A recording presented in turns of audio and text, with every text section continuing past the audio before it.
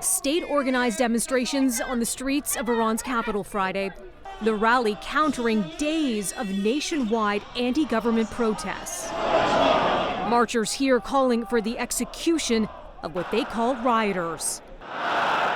And authorities are warning of a tougher crackdown on protests. The military, it says, would confront the enemies.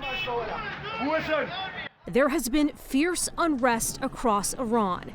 26 people reportedly killed in the protests. Scenes like this erupting after the death of Mahsa Amini. The 22-year-old was being held by the morality police for allegedly violating the country's strict dress code by wearing her headscarf too loosely. She died in custody last week. Authorities have pointed to underlying health reasons as the cause. But many protesters and her family are accusing police of fatally beating Amini.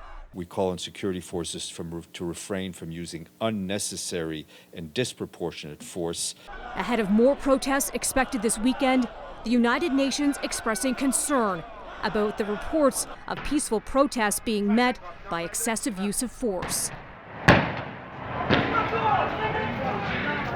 Women in Iran have been leading calls for accountability over Amini's death and pushing for change and freedom. Support for Iranian protests building with rallies like this one in Germany.